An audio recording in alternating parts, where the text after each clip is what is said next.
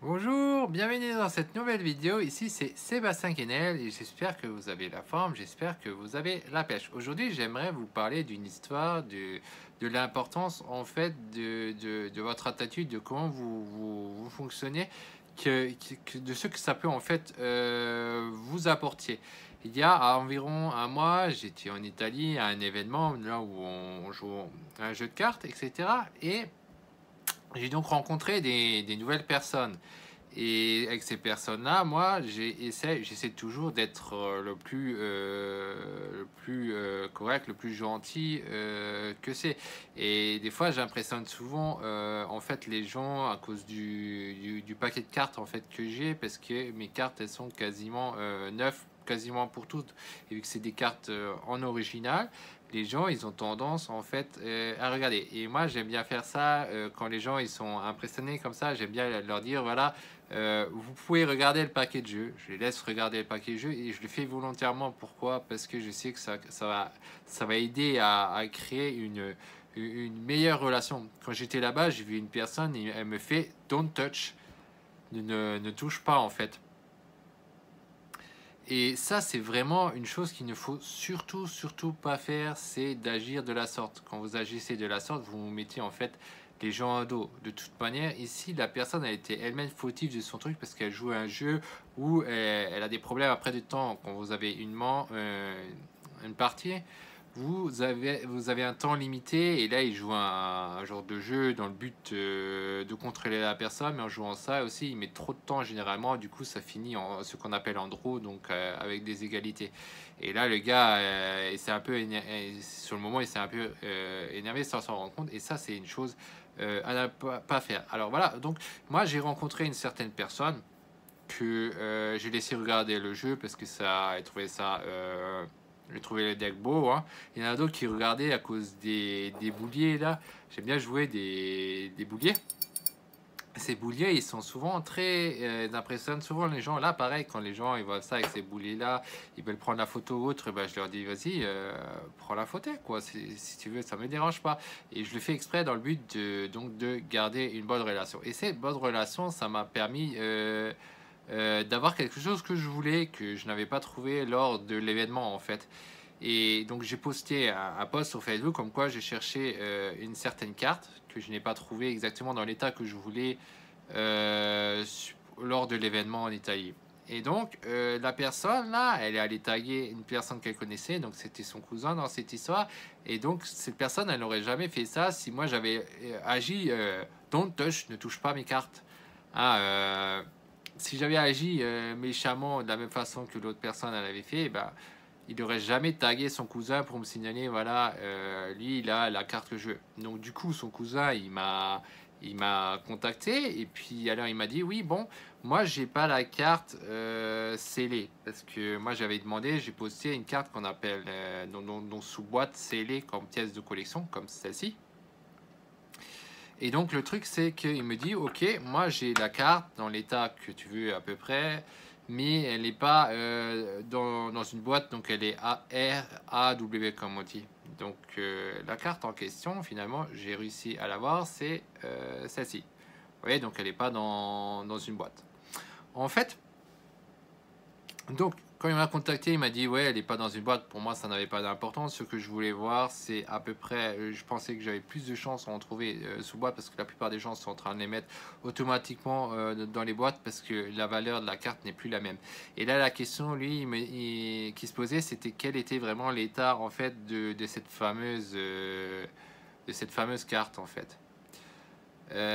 Parce que pour moi, lui, il m'a dit, oui, il pense qu'elle est BGS 8.5. Et moi, j'ai dit 8.5, je pensais que c'est limite pas possible qu'elle soit 8.5. Il y a vraiment très peu de chances qu'elle le soit quand j'ai regardé en fait les images de la photo.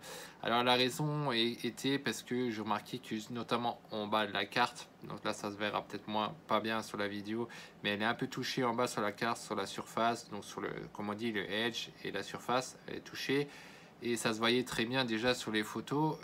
Donc là maintenant en vrai on le remarque moins parce qu'elle n'est pas zoomée la carte, mais elle est effectivement touchée un peu en bas, ce que j'avais vu. J'ai vu qu'il y avait un des coins où c'était quand même assez net. Le problème, notamment, elle est derrière et il y a un point clairement blanc. Donc il y a plusieurs choses qui me montraient, ouais, si celle-là, elle a un 8.5, et ben le gars qui grade la carte, et ben il est quand même vachement sympa avec, hein. Bon, il aurait pu être hyper sévère et faire l'inverse, mais dans la gradée, elle aurait peut-être été en sens inverse, hein, moi, je pense, du moins, on ne peut pas savoir vraiment qu'elle est en 7.5, 8. Si on la ferait grader, c'est ce qu'elle devrait sûrement obtenir. Et du coup, j'ai demandé à des amis, bon, pour voir ce qu'ils en pensent, parce que le problème, c'est que le prix n'est pas le même en fait selon l'état de la carte. Et donc, ça joue à des petits trucs, mais ces petits trucs, et ben, ça change en fait le prix énormément. Alors quand il m'a dit oui, moi j'en veux 2800, je lui ai dit bon ok, j'acquiesce 2800 euros. Dans le moment présent en état 8.5, j'aurais dit ok, c'est correct. Mais pour moi, cette carte-là, elle n'obtient pas une telle note. Il y a peu de chances qu'elle obtienne une telle note. Et même si elle allait l'obtenir, j'aurais été pas d'accord avec ça. Auquel cas, je trouvais que 2800 c'est beaucoup. Donc, je lui ai dit que voilà, moi, au contraire, donc j'ai d'abord acquiescé et après j'ai expliqué mes raisons de pourquoi je considérais qu'elle n'était pas, c'était pas d'obtenir un 8.5. Auquel cas, j'ai proposé une offre plus basse, hein. Donc j'ai proposé une offre plus basse. J'ai aussi demandé est-ce que sa carte, si elle avait de l'encre ou pas. Donc si elle n'était pas ancrée, parce que des fois les vieilles cartes, il y a des gens qui essayent de les restaurer en mettant l'encre, ce qui fait perdre toute sa valeur en fait, ou moins une bonne partie de sa valeur. Et si la carte elle avait le bon point, parce qu'il y a aussi des problèmes de cartes contrefaites qui sont refaites, donc qu'on appelle rebactées. Et c'est un problème. Donc du coup le gars il est assez correct. Bon, il me dit voilà, elle n'est pas ancrée. Il me montre le poids, comme quoi elle la pèse. Il montre le poids qu'elle fait. Le poids il semble juste. Donc tout ça c'est bon. Et je remarque assez qu'il répond très vite, qu'il s'excuse, comme quoi elle n'a pas répondu vite, etc. Il m'a aussi dit que voilà, pour l'état, voilà, il savait plus vraiment en fait, parce qu'il l'a depuis des années dans son classeur, etc. Et alors, il m'a donné tellement d'infos que je me suis dit, lui, c'est une personne, en fait, même s'il n'a pas cherché à la vendre, d'un côté, il voulait vraiment la vendre, du coup, ça se voyait, parce que s'il voulait pas la vendre, il répondrait pas aussi vite, il prendrait son temps, alors que moi, au contraire, moi, j'avais mon temps, moi, je cherchais la meilleure état que je peux trouver, au meilleur prix, etc. Et donc, j'avais mon temps, et bon, alors, je lui ai fait la remarque, etc. Et puis, je lui ai proposé que, bon, voilà, vu que pour moi, elle n'est pas à 8.5, bah, je t'en propose 2004 au lieu de 2800. Et le gars, après, m'a recontacté, il m'a dit bon, ok, 2004, nous avons un deal, c'est bon à ce prix-là. Donc j'ai gagné sur le moment 400 euros en fait. Enfin, entre parenthèses, parce que je lui ai dit voilà, je te propose 2400, je te paye les frais PayPal et je te paye les frais d'envoi. Donc les frais d'envoi postés, ça c'est assez courant. Donc là, le gars, après, il me dit oui, si je veux l'envoyer par. Moi, je lui avais dit, bon, déjà, comme quoi, donc c'est par PayPal, hein, vu que je lui paye les frais, les taxes de la PayPal. Et ensuite, il me demande, ouais, pour l'assurance, pour l'envoi, si je veux juste un suivi ou l'assurance. Alors là, je me suis bien posé la question parce que, bon, moi, vu que je passe par PayPal, je suis déjà assuré et couvert. Il n'y a aucun souci. Et donc, je me suis dit, bon, l'assurance, en fait, pour Posté, c'est pour lui que ça joue, pas pour moi. Moi, ça va pas jouer. Et finalement, en fait, je l'ai laissé partir sur l'envoi avec l'assurance parce que je me suis dit, voilà, ça créera quand même une meilleure relation. Bon, du coup, ça fait perdre une quarantaine d'euros, ok. Mais du coup, j'avais plus de chances de créer une meilleure relation si je le laissais bien envoyer donc avec l'assurance que sans. Donc, surtout que j'avais déjà gagné pas mal quand je lui ai proposé tant et tant de mois et qu'il avait accepté direct. Pour moi, c'était tout bénef de descendre de 2008 à 2004. C'était déjà une bonne somme de gagner. Donc, on avait tous deal. Donc, moi, je lui ai payé les 2450 environ, donc avec les frais d'envoi. Et donc, il a envoyé tout de suite les trucs. Et après, il me revient et il me dit voilà, j'ai reçu les sous PayPal et donc j'ai eu tant et tant de taxes. Et moi, dans ma posture, toujours dans le but de garder une bonne relation et de tenir ma parole. Moi, j'ai déjà dit dans d'autres vidéos, c'est super important, les gars, de tenir votre parole. Si vous vous engagez sur quelque chose, faites-le. Et donc, il revient à moi pour récupérer donc les sous de la commission de PayPal que je lui avais dit que je vais lui payer. Donc, il y en avait pour une somme de, je l'ai noté, donc du coup, il s'est retrouvé avec 2378,60 euros. Et moi, je lui ai donc payé les 71,40 € qui manquaient, je lui ai donné. Et je l'ai fait vraiment volontairement parce que je sais que, voilà, ça me crée une meilleure relation. Et donc maintenant, le gars, il a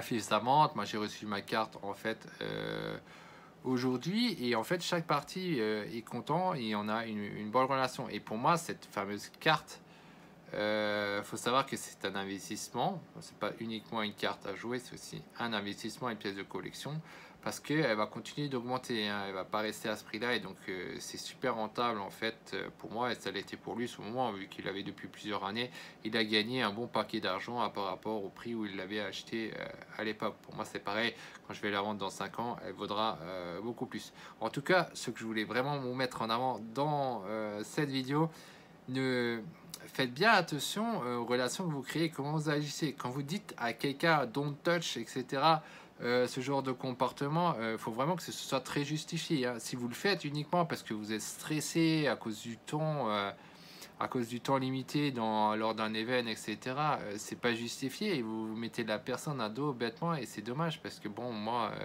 la personne, c'est sûr que la personne qui agit ça, comme ça avec moi, bah, la prochaine fois, c'est pas la première personne vers qui je vais aller parce que voilà, son comportement, il n'était pas correct. Bon, après, bien sûr, s'il vend nettement moins cher que l'autre, bah, je vais mettre mon ego de côté, etc. Mais de base, si maintenant il y a deux personnes avec le même prix, il y a celui-là qui a un comportement pas très correct avec moi et l'autre il a un comportement exemplaire, c'est celui-là qui a un très bon comportement que je vais choisir, c'est normal.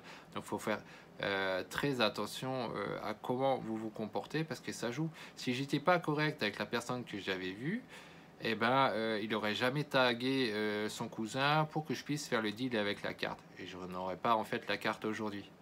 Donc c'est très important. Donc voilà ce que je voulais dire sur cette vidéo. Si vous avez aimé cette vidéo, n'hésitez pas à mettre un pouce. Ça me permet d'augmenter mon référencement sur la chaîne. N'hésitez pas à partager ma vidéo. Vous pouvez aussi vous abonner. Ça aussi, si vous voulez connaître les nouvelles vidéos et cliquer sur la cloche pour avoir les notifications et ainsi de vous aussi donc vous inscrire au ManyChat qui me permet de vous contacter par Messenger, Facebook, comme ça vous pouvez être au courant de vidéos exclusives qui ne seront pas données sur la chaîne. Voilà, à bientôt, c'était Sébastien Kennel.